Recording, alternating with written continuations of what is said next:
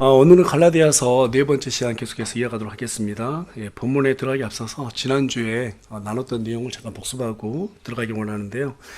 지난주는 갈라디아서 2장 1절부터 17절까지의 내용을 가지고 해방의 자유라는 주제를 함께 말씀을 나눴습니다.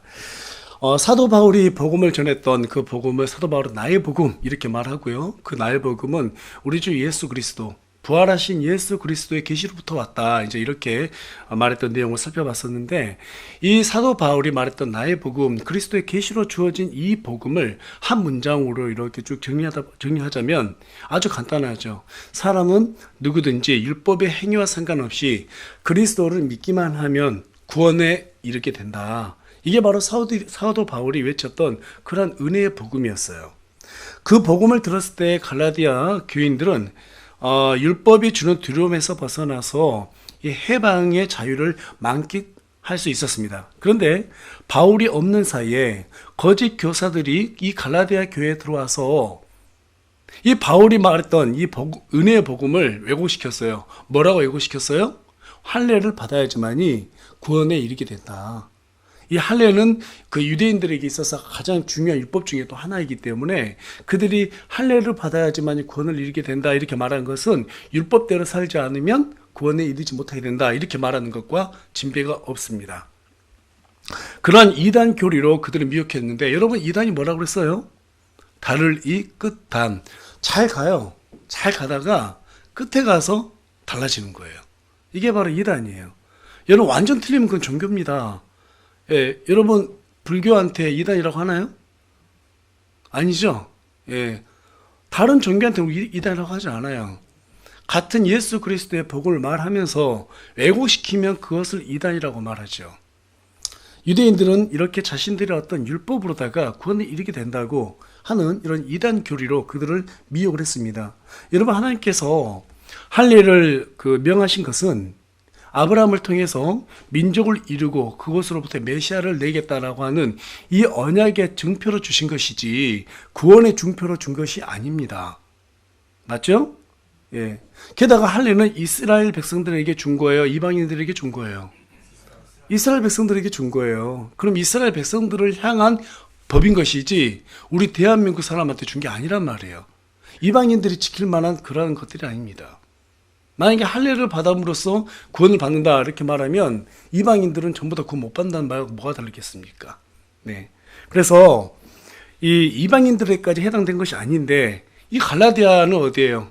이방인이죠. 이 갈라디아 교인들이 여기에 속아서 다시 율법으로 돌아가는 일이 생기고 말았어요. 여러분 구약 성도나 신약 성도나 할 것 없이 무엇으로 구원을 받아요? 믿음으로 구원받는 거예요. 아브라함도 믿음으로 구원받았고 어때요? 모세도 다윗도 다 믿음으로 구원받았습니다. 율법을 잘 지켜서 구원받은 사람 한 명도 없어요. 하나님께서 완전하다고 말은 노아도 모세도 다윗도 다 죄인들이었습니다. 그렇지 않습니까? 만약에 율법으로 구원받는다고 했더라면 하나님께서 어느 정도로 너희들이 선한 일을 해야지 구원을 받을 수 있어라고 성경에 제시해 줬어야 했을 거예요. 근데 여러분 성경에 그런 말 있습니까? 어느 정도로 선한 일을 해야지 구원을 받는다 이런 말이 있어요? 그런 말 없습니다. 그렇죠? 그렇기 때문에 율법으로 구원받을 수 있는 사람 한 명도 없어요. 처음부터 율법은 너희가 지옥에 떨어져도 마땅한 존재야 라고 정죄하는 그런 기능을 가지고 있는 것이지 율법 그 자체에 구원의 기능을 가지고 있질 않습니다. 그래서 우리는 성경을 볼 때 이 가장 중요한 게 뭐냐면 기준이 있어야 돼요. 하나님이 말씀하시는 이 기준, 그리고 그분의 속성과 입에되면 그것은 다른 교리일 확률이 아주 높아져요. 하나님의 속성을 생각하면서 성경을 읽지 않게 되면 위험한 교리를 만들어내게 됩니다.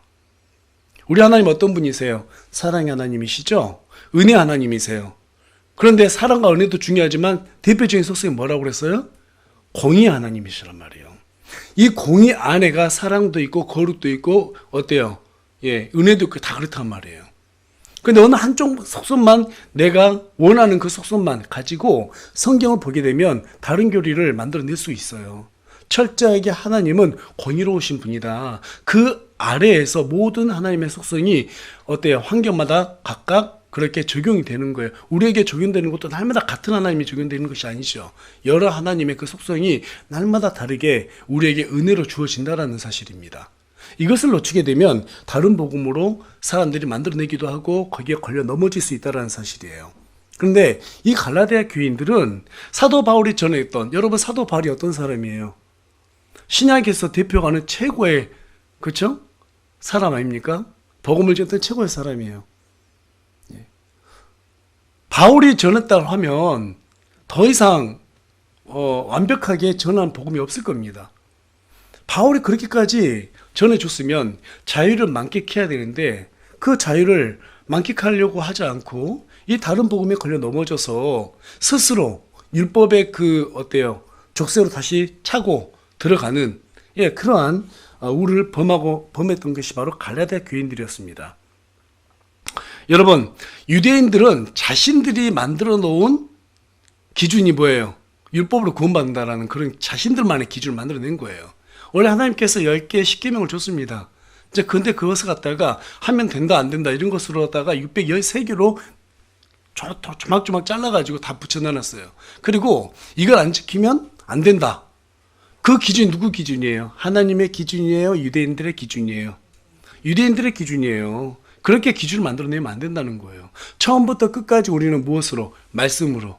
말씀에서 말씀으로, 말씀이 알려주는 이 기준에 따라서 우리가 살아가야 되는 것이지, 우리가 만들어내는 기준으로 따라가다가는 망하게 되는 겁니다.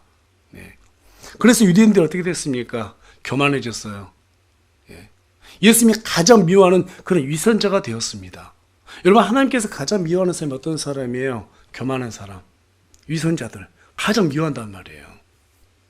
그럼에도 불구하고 초대교회에서부터 오늘날까지 수많은 교회들이 이 은혜의 복음을 바르게 이해하지 못하고 여전히 믿음의 행위가 더해져야 구원에 이르게 된다고 하는 그러한 다른 복음, 이단 교리를 계속해서 전하고 있고 또 거기에 속아 넘어가고 있습니다.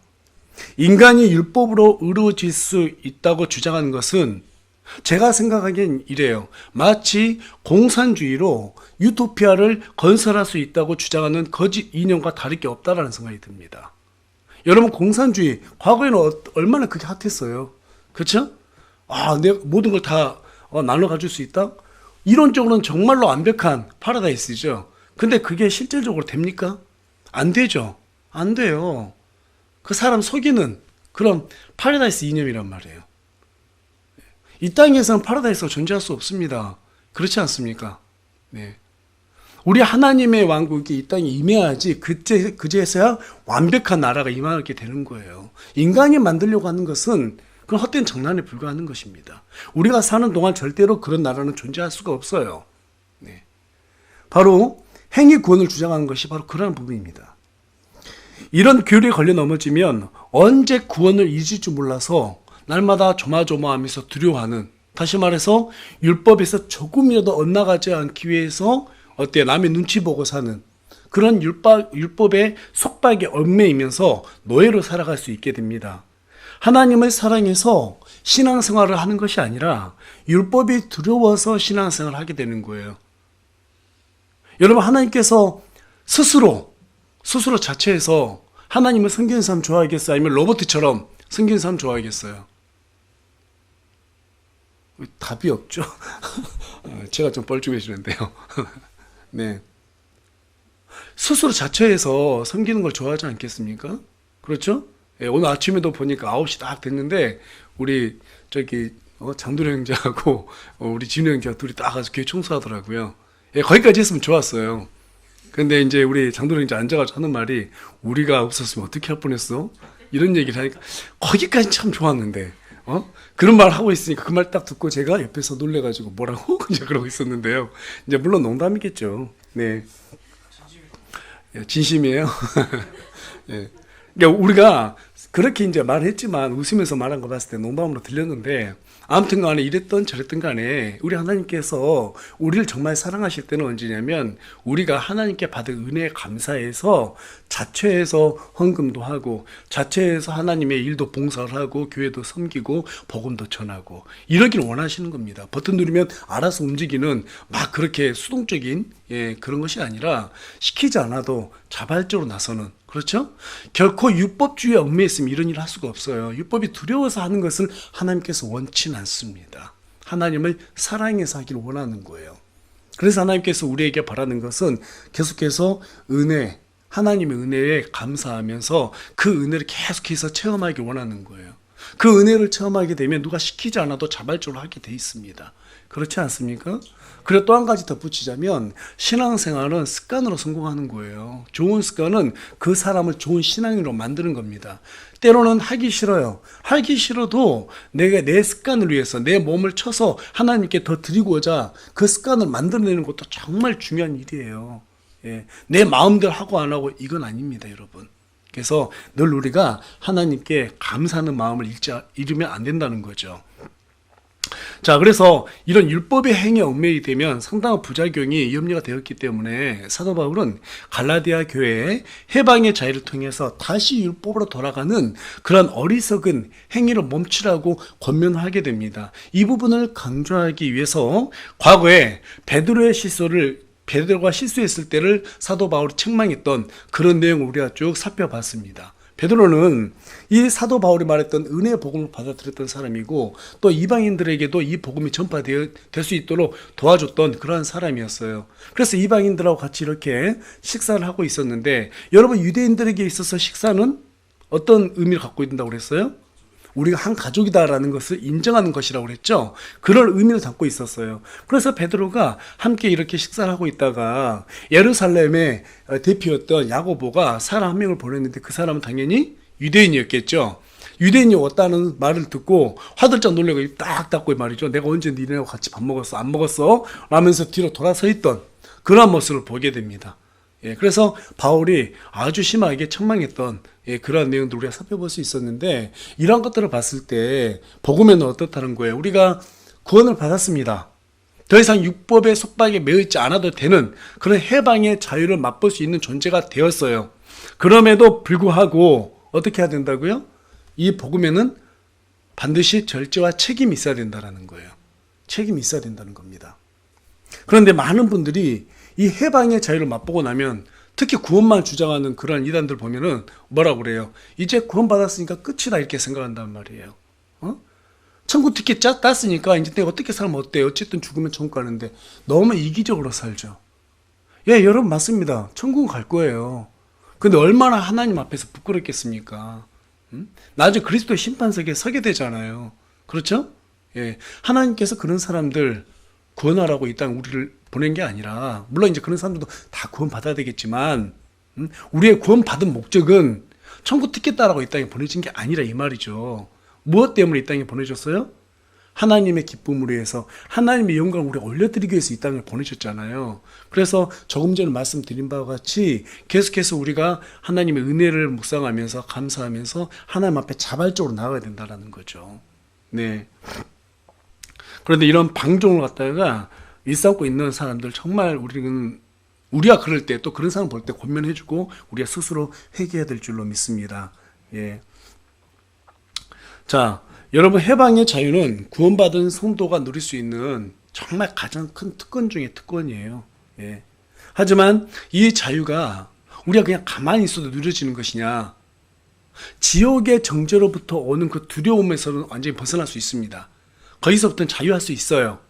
그러나 이 생을 살면서 누릴 수 있는 자유는 그냥 생기는 게 아닙니다. 여러분들 갈라디아서 1장 3절 한번 가서 볼까요? 자, 제가 읽겠습니다. 하나님 아버지와 우리 주 예수 그리스도로부터 은혜와 화평이 너희에게 있기를 원하노라. 뭐가 있어야 된다고요? 은혜와 화평. 은혜와 화평이 있어야 된다. 은혜와 이 평강이 있어야 된다라는 거예요. 이게 없으면 우리가 자유를 누릴 수 있어? 없어요? 없어요. 아무리 돈 많이 벌고 출세해도 마음의 평안이 없으면 그게 사는 게 아니죠. 어렸을 때 부모님께 잘못한 게 있어가지고 잘못한 게 있잖아요. 그럼 집에 들어가기가 싫어요. 아버지 오면 어떻게 하지? 큰일 났어. 막 두근두근 하잖아요. 잘못한 게 있으면. 그렇죠? 또 여러분 친구들하고 서로 뭔가 갈등이 있어가지고 관계가 안 좋아져요. 그럼 만날 때마다 부담스러워요? 부담스럽지 않아요? 되게 부담스럽잖아요. 회사에 갔는데 회사에서 내가 뭔가 실수하고 크게 잘못을 했어요. 근데 사람들은 몰라. 그걸 숨기고 싶어. 그럼 회사 가고 싶어요? 안 가고 싶어요? 안 그래도 가고 싶지 않은데. 그렇죠? 자유가 없는 거예요. 우리가 잘못 죄 짓고 우리말에 그런 것도 있죠. 속담도 있잖아요. 예. 죄 지은 사람은 밥 먹고 잠도 못 잔다고 그러잖아요. 어떻게 발을 쭉 뻗고 잡니까? 죄가 없어야 발 뻗고 자죠. 세상 사람들도요, 평안한 게 정말 3다운 3이다 이렇게 생각하거든요. 그러면 우리 그리스도인들은 어떻게 살아야겠어요? 하나님 앞에서 계속해서 은혜를 구하고 하나님의 평강을 구하며 살아야 되지 않겠습니까? 예. 은혜와 평강을 구하려면 우리가 그리스도 안에서 어떤 존재로 살아가야 하는지 바로 아는 데서부터 시작이 됩니다. 그래서 사도 바울은 오늘 본문이 있는 20절 말씀을 통해서 우리가 그리스도 안에서 믿음으로 산다는 것이 무엇인지 그 실체를 압축해서 드러내주고 있습니다. 그래서 오늘은 그리스도 안에서 성도의 실체, 그리스도 안에서 성도의 실체라는 주제를 가지고 여러분과 함께 말씀을 나누고자 합니다. 저는 오늘 본문 말씀을 묵상하는 가운데 오랜만에 가슴이 뛰었어요. 예. 오랜만에 가슴이 뛰었어요. 저는 그랬던 것 같아요. 우리가 뭔가 익숙해지면 의무와 책임을 강조하게 되잖아요. 그렇죠? 예, 더구나 이제 목회를 하다 보니까 더더욱이나 그랬던 것 같습니다. 신앙생활에는 의무와 책임이 뒤따르니까 거기에 충실해야지. 그렇게만 생각하고 있다가 오늘 이 20절 말씀 보고 나니까요.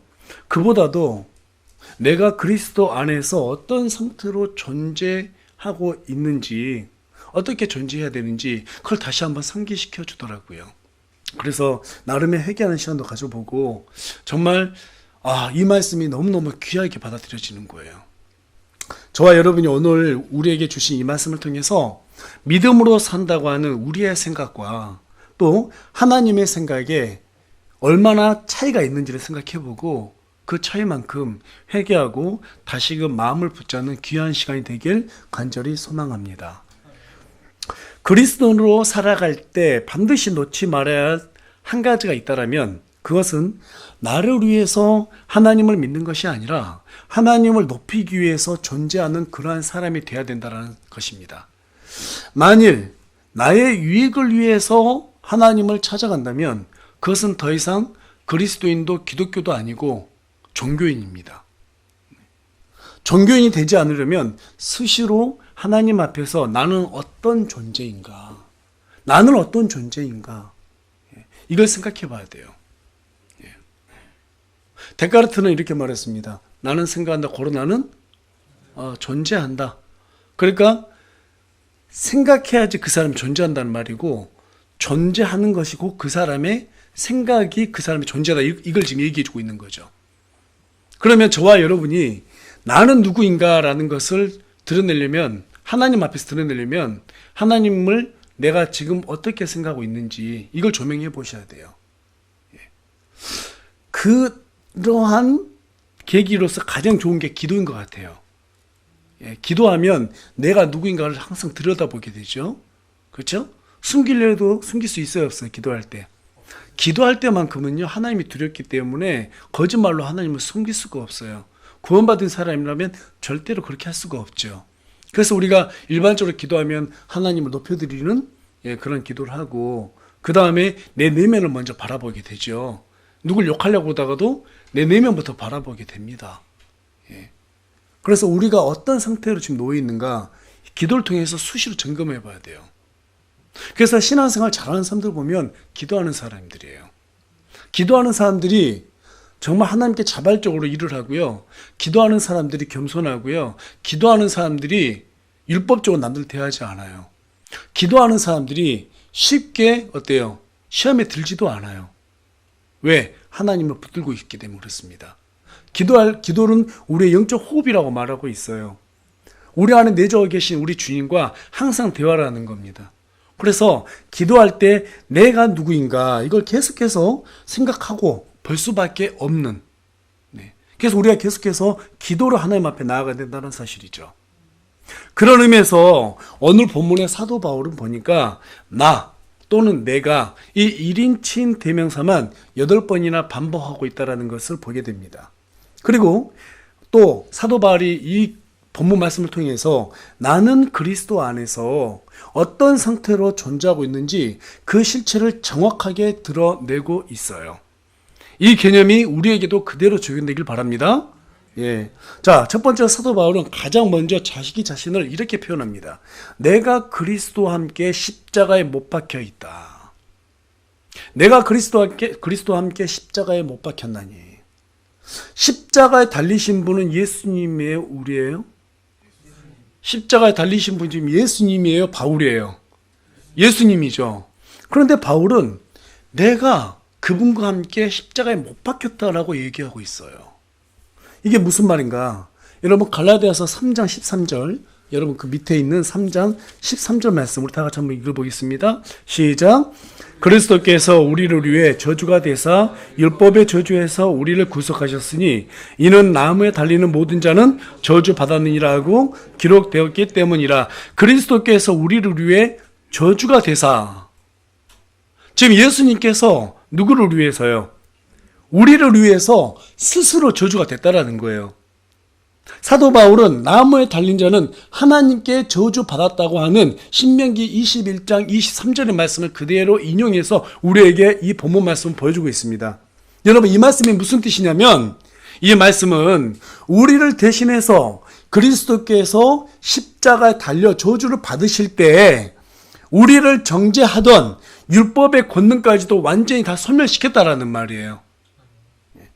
예를 들어서 검사가 판사에게 어떤 형을 구형하잖아요. 재수자한테. 검사가 우리에게 사형을 구형했는데 예수님이 우리 대신 목숨으로 죄값을 치러주셨기 때문에 더 이상 검사가 우리에게 사형을 언도할 수 있다 없다? 없다라는 거예요. 그런데 여기에서 끝나지 않고 그 사람이 지었던 모든 죄까지 전부 다 깨끗하게 삭제해 줬기 때문에 더 이상 누구도 우리를 죄인 또는 전과자라고 부를 수 있다고 없다고요? 부를 수 없다라는 사실이에요. 이전과 완전히 다른 새로운 신분으로 이 사람이 새로운 신분의 새로운 인격으로 생겨났다라는 이 말입니다. 그래서 사도 바울이 계속해서 뭐라고 말하느냐? 그럼에도 불구하고 사노라. 그럼에도 불구하고 사노라. 여러분 여기에서 산다는 것은 무엇을 의미하는 거냐면요, 고린도후서 우리 5장으로 한번 가볼까요? 고린도후서 5장 17절 말씀 우리 다 같이 한번 읽어보면 좋겠습니다. 자, 우리 다 같이 한 목소리 읽어보겠습니다. 시작. 그러므로 누구든지 그리스도 안에 있으면 그는 새로운 창조물이라. 옛것은 지나갔으니 보라 모든 것이 새롭게 되었도다. 누구든지 그리스도 안에 있으면, 예수님께서 우리의 옛사람을 십자가에 데리고 같이 들어가서 율법이 정죄했던 그 옛사람과 함께 십자가에 못 박혀 죽었기 때문에 우리의 옛사람이 있어요 없어요? 없어진다는 거예요. 그래서 옛것은 다 지나갔으니까 우리가 어떤 사람이 되었다? 새로운 존재가 되었다. 새로운 창조물이 되었다 라고 이렇게 얘기하고 있다는 사실입니다. 과거의 죄의 누더기를 거치며 살았던 이제 그런 존재가 아니라 모든 것이 새롭게 창조된 새 사람이 되었다 이 말이에요. 이미 율법의 정죄는 그리스도와 함께 십자가에서 소멸되었기 때문에 더 이상 율법이 새 사람이 된 우리를 정죄하거나 구속할 수 있다 없다? 구속할 수 없다 이 말입니다. 그렇다면 우리는 누구예요? 우리는 누구예요? 고린도전서 6장 20절에 가서 보니까 주께서 값을 치르고 너희를 사셨느니라. 그럼 우리는 어떤 분의 것입니까? 예수님 거예요.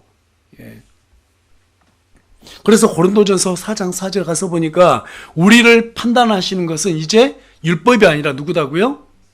우리 주 예수 그리스도 한 분밖에 없다. 예. 율법이 우리를 정죄할 수가 없어요. 이제 누구만이 우리를 정죄할 수 있어요? 예수님이 정죄하진 않죠.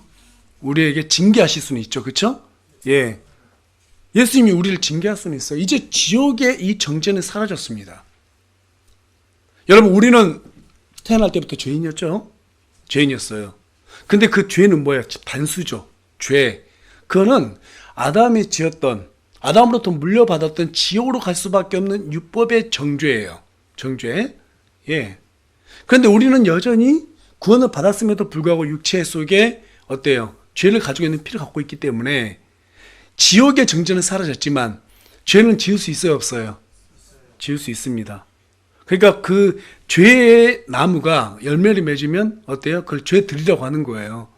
그러니까 우리 지옥은 우리하고 상관이 없지만 이 세상을 사는 동안에는 우리가 죄를 지을 수 있어요.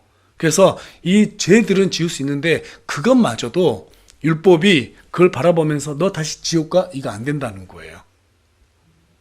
그러나 우리가 이 세상 살면서 하나님을 믿으면서도 나쁜 행위를 계속해서 해서 하나님의 영광을 가리게 된다면 우리는 징계를 받을 수 있다 없다? 징계는 받을 수 있다. 지옥의 정죄는 안 받지만 우리 하나님으로부터 징계는 받을 수 있다는 사실이에요.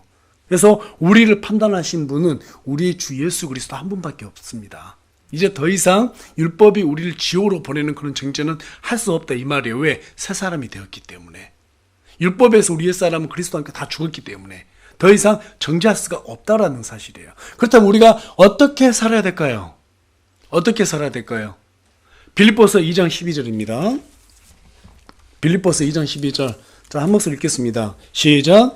그러므로 내 사랑하는 자들아, 너희가 항상 순종한 것 같이 내가 있을 때뿐만 아니라 지금 내가 없을 때에도 더욱더 순종하여 두려움과 떨림으로 너희 자신의 구원을 일하여 드러내라.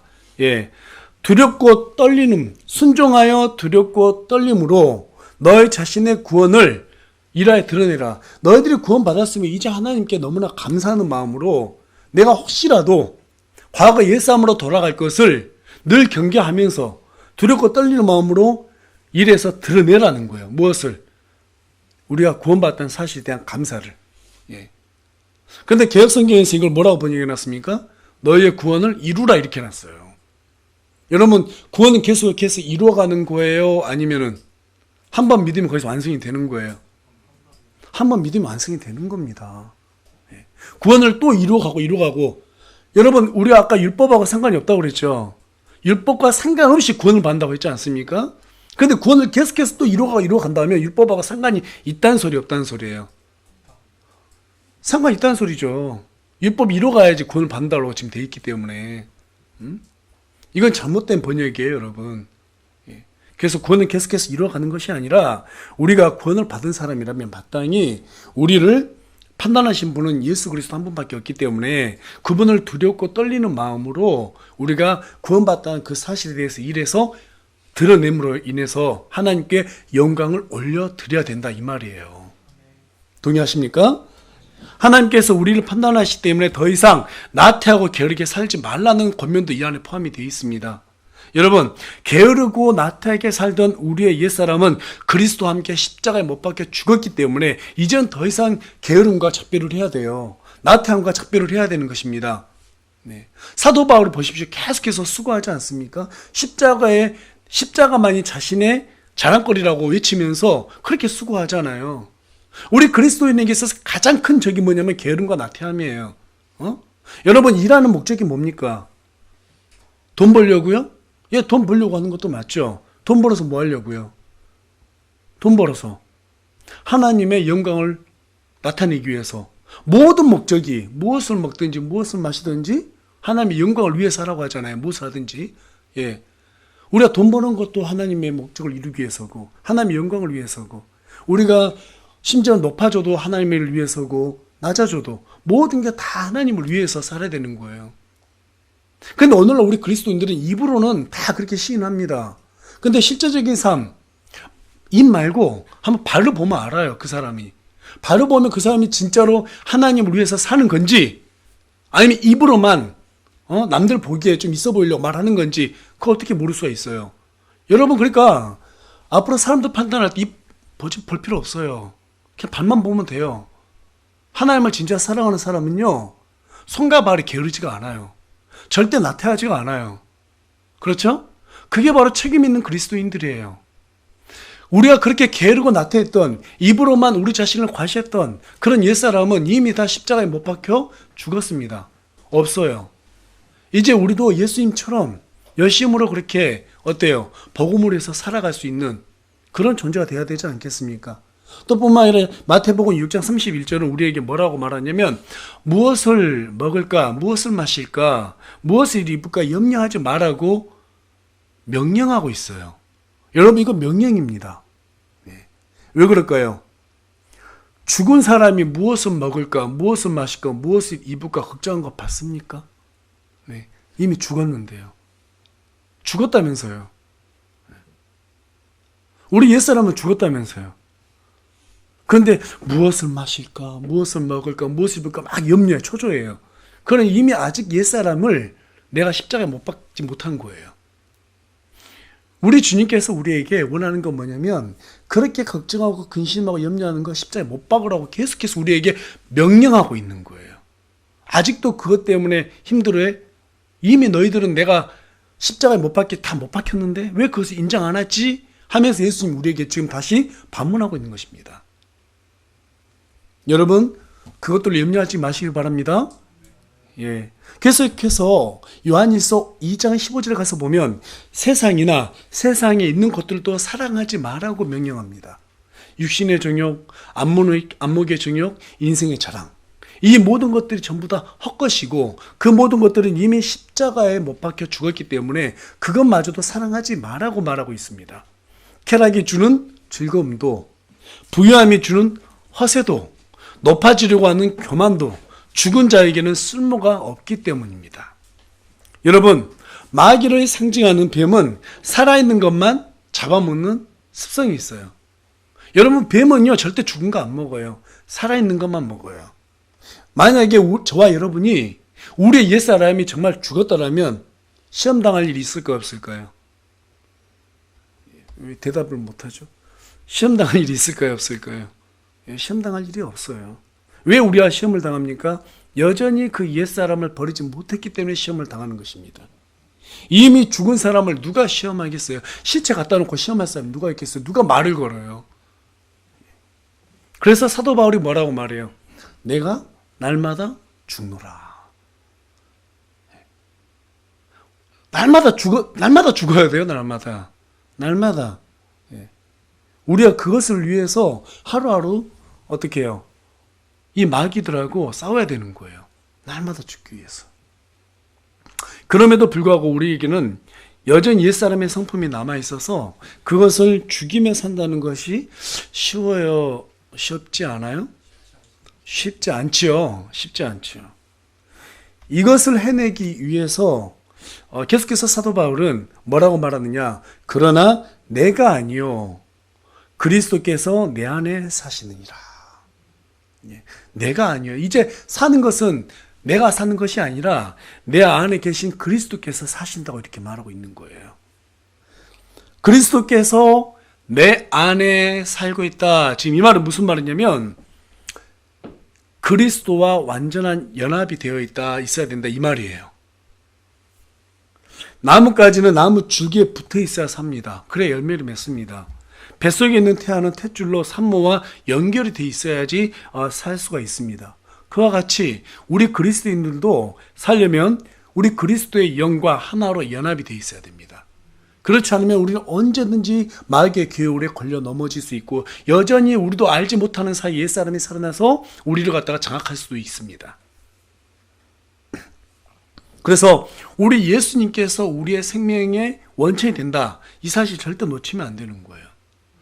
그래서 요한복음 15장 5절은 나는 포도나무요 너희는 가지니 사람이 내 안에 거하고 내가 그 안에 거하면 바로 그 사람은 많은 열매를 맺나니 나 없이는 너희가 아무것도 할 수 없느니라. 이 말씀을 다시 한번 이렇게 조명해 보니까 정말로 우리가 예수님 안에 거하지 못하면 아무것도 할 수 없구나. 예수님을 의지하지 않으면 아무것도 할 수 없구나. 우리 주님께서 나를 통해서 맺고자 하는 그 열매는 내가 주님을 의지하지 않으면 절대 맺을 수 없구나. 그 말이에요. 이 구절에서 나는 누구예요? 예수님이죠? 나는 포도나무요. 예수님을 가리킵니다. 예수님이 나라는 단어를 갖다가 4번이나 강조하고 있어요. 그 까닭은 나 없이는 너희가 아무것도 할 수 없다. 여러분, 모세가 하나님께 부름을 받아요. 그리고 이집트로 가라고 이제 명령을 받았을 때 모세가 하나님께 감히 하나님의 이름을 여쭙습니다. 그래도 우리 하나님께서 뭐라고 답하세요? 하나님의 이름을 I am that I am이라고 말해요. 우리 지금 현대 여권들은 I am who I am으로 되어 있는데 그건 잘못된 번역입니다. I am that I am이에요. 여기에서 that은 관계대명사가 사용하고 있기 때문에 앞에 있는 I am이 뒤에 I am이 될 수 있고 뒤에 I am이 앞에 I am을 수식하고 있어요. 하늘과 땅을 창조하셨던 그 I am께서 존재하신 분께서 지금도 존재한다 이 말이에요. 앞으로 오실 분도 지금 존재하고 있는 분이에요. 똑같은 분이세요. 시간에 전혀 얽매이지 않으세요. 그런데 지금 보니까 그 I am이 대문자로 표기되어 있어요. 우리 킹제임스 성경에서 I am. 그런데 우리 인간들이 대화할 때 가장 많이 쓰는 단어가 뭐예요? I am이죠. 나는. 그러니까 지금 사도 바울이 얘기하고 있는 건 뭐냐면요. 우리 또 방금 전에 봤던 요한복음 15장 5절에서 말하는 우리 예수님 말하고 있는 게 뭐냐면 나 없이는, 그러니까 우리가 하나님보다 더 높아지는 나가 되었을 때는 아무것도 할 수 없다 이 말이고요. 예수님께서 지금 그 얘기를 하고 있는 거예요. 하나님의 이름이 대문자로 I am입니다. 예. 우리도 나 할 때 뭐예요? I 소문자 am. I am 쓰죠. 그쵸? 우리는 소문자예요.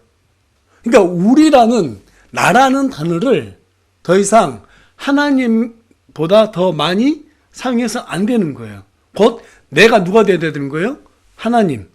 하나님이 내 안에, 내가 하나님 안에 들어갔을 때 내가 그제서야 내가 될 수 있는 거예요. 말이 지금 너무 어려운 것 같은데 알고 보면 쉽습니다. 곧 내가 하나님 안에 들어가야 된다.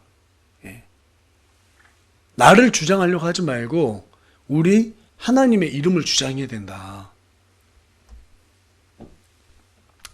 예수님께서 일을 하시도록 하시려면 우리를 주장하지 말아야 합니다. 우리가 우리 자신을 주장하는 내내 하나님께서 일하지 않으십니다. 내 생각, 내 계획을 강조하는 동안에는 우리 안에 계신 그리스도께서 일하실 수가 없습니다. 왜 그래요?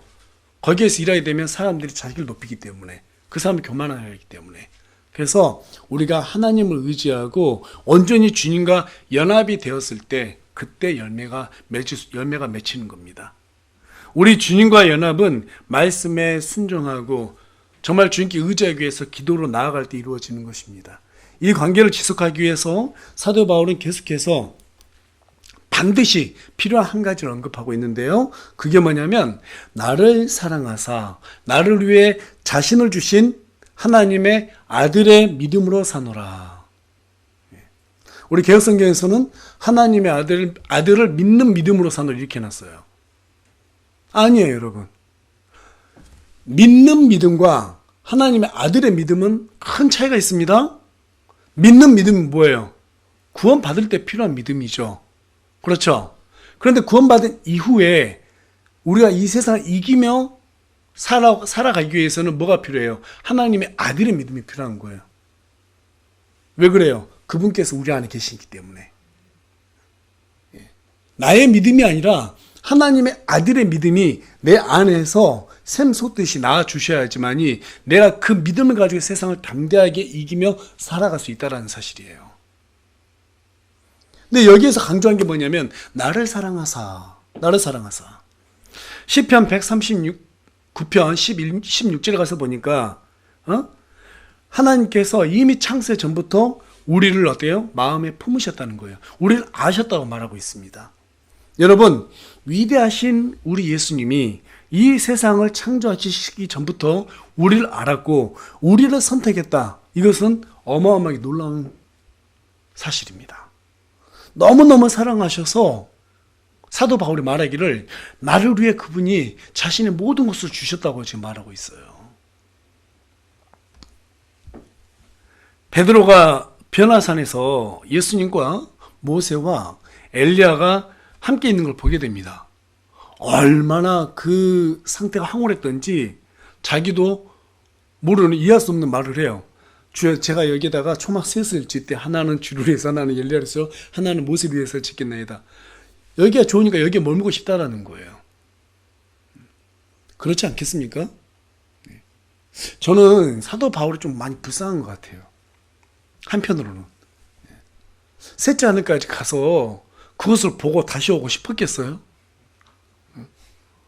다시 가라 하면, 죽었다 깨는 이미 죽었으니까. 못 가요! 막 그럴 것 같은데, 사도 바울은 다시 왔어요. 무엇을 위해서? 하나님의 일을 하기 위해서. 지금 베드로도 그와 같단 말이에요. 그 하나님의 영광을 보니까 더 이상 여기에서 벗어나고 싶지 않은 거예요. 그렇다면 우리가 여러분, 예수님 입장이 돼보자고요. 예수님께서 그 모든 영광을 다 누리고 계셨는데 이 땅에 우리를 위해서 천하대천한 인간의 몸을 입고 오시고 싶었겠어요? 오시고 싶었겠어요? 하다못해 우리도요, 넓은 집에 살다가 좁은 집으로 들어가 살아면 못 살아요. 그렇죠? 예? 작은 차 타다가 큰 차를 타줘도 큰 차 타다가 작은 차 타라 못 탄다니까요. 그 어마어마한 영광이 있는 것을 전부 다 버리시고 이 땅에 인간의 몸으로 오셨다? 이건 엄청난 겁니다. 누구를 위해서? 예, 저와 여러분을 위해서요. 그게 바로 은혜예요.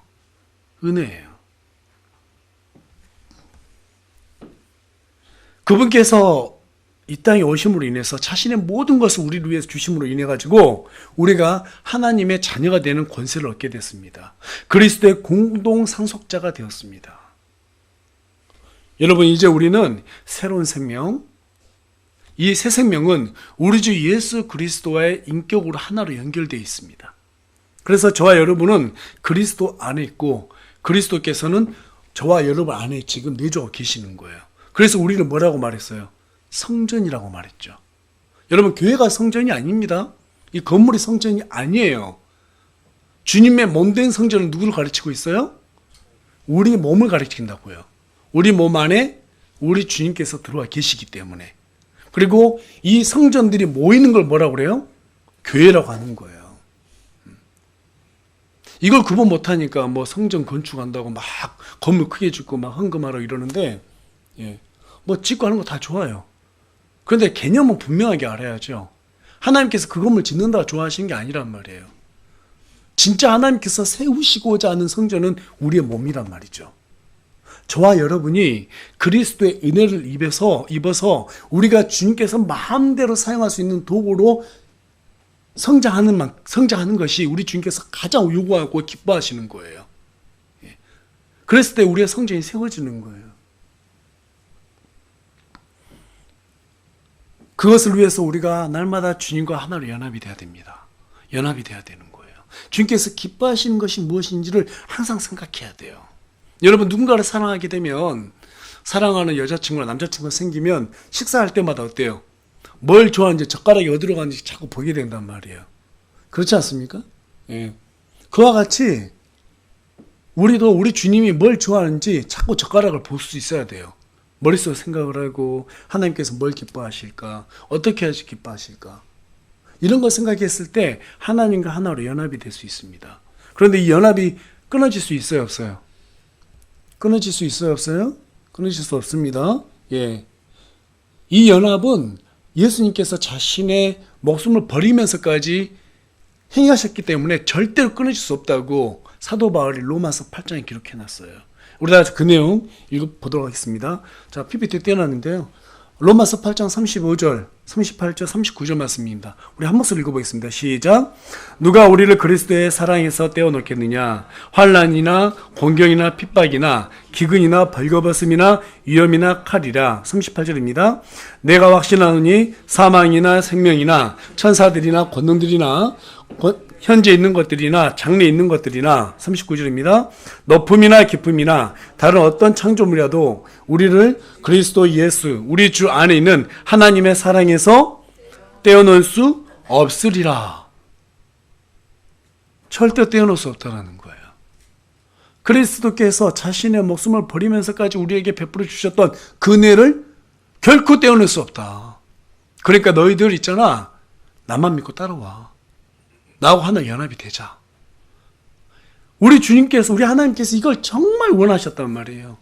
그래서 처음에는 창조주와 창조물의 관계로 형성됐다가 그 다음에 왕과 백성의 관계로 갔다가 그 다음에 목자와 양의 관계로 갔다가 어때요? 그 다음에 신랑과 신부의 관계로 갔다가 그리고 마침내 우리 안에 들어와 보셨단 말이에요. 우리 안에 들어오셨어요. 이게 바로 완전한 연합이에요. 그래서 우리 주님께서 가브리엘이 마리아에게 와서 뭐라고 말해요? 예수님의 이름을 임마누엘이라 하라. 우리와 함께 계시는 하나님. 실제로 저와 여러분 안에 우리 주님께서 내재하고 계시고 말없이 우리와 함께 해주시고 계신다. 지금 이 말을 사도 바울이 하나의 중심으로 해서 여기에다가 딱 이렇게 본문으로 기록해 놓은 겁니다. 그러니까 우리의 실체가 뭐라는 거예요? 예수님과 하나로 결합된 실체다. 연합된 실체다. 이제 더 이상 율법의 얽매이는 옛사람이 아니다. 너 새로운 사람이야. 그러니까 예수님과 하나로 연합이 돼. 그리고 열심히 뛰어가. 뒤돌아보지 마. 뒤돌아보면 옛사람이 보이잖아요. 그러니까 앞만 보고 가. 지금 이 얘기를 하고 있는 거예요. 그래서 우리에게 제시한 믿음이 뭐냐면 하나님의 아들의 믿음을 제시하고 있는 거예요. 하나님의 아들의 믿음. 결론의 말씀 드리겠습니다. 율법이 그리스도를 정죄해서 십자가에 못 박을 때 우리의 옛사람도 그분과 함께 죽었습니다. 그래서 더 이상 율법은 우리를 정죄할 명분도 없습니다. 더 이상 그 율법에 정죄받을 대상도 우리가 아닙니다. 이제 우리는 부활하신 그리스도의 영으로 새 생명을 얻은 새 사람이 되었습니다. 이미 옛사람은 십자가에서 죽었습니다. 그러나 여전히 우리의 몸은 옛것이기 때문에 옛 습성이 남아있어요. 그것을 죽이기 위해서 사도 바울은 내 안에 그리스도께서 사신다는 그 사실을 결코 잊지 말라고 우리에게 말해주고 있습니다. 그것을 위해서는 우리 안에 내주어 계시는 하나님의 아들의 믿음을 소유해야 합니다. 하나님의 아들의 믿음은 새 사람에게 주신 믿음입니다. 옛사람의 습성을 버리지 못한 사람에게 주신 믿음이 아닙니다. 정말 주님을 위해서 열심을 한번 살아보겠자라고 작정한 그런 사람에게 주신 믿음입니다. 저와 여러분은 지금 어떻게 살아가고 있습니까? 여전히 옛사람의 습성대로 살아가고 있습니까? 아니면 우리 주님께서 십자가에 못 박혀서 죽어주시고 우리에게 새로운 인격 부여주신 그 하나님의 아들의 믿음으로 살아가고 있습니까? 새 사람으로 살아가는 사람은 모든 일을 하나님의 영광을 위해서 산다고 고백하며 늘 그것을 위해서 날마다 죽는 사람입니다. 여러분, 하나님과 연합하시기 바랍니다. 한시도 우리 안에 주님이 계신다는 사실을 잊지 마시기 바랍니다. 우리 마지막으로 갈라디아서 2장 20절 오늘 본문 말씀이죠. 한 번 더 읽고 말씀 마치도록 하겠습니다. 시작. 내가 그리스도와 함께 십자가에 못 박혀 있으나 그럼에도 불구하고 사노라. 그러나 내가 아니요 그리스도께서 내 안에 사시느니라. 나는 지금 내가 육체 안에서 사는 삶을 나를 사랑하사 나를 위해 자신을 주신 하나님의 아들의 믿음으로 사노라.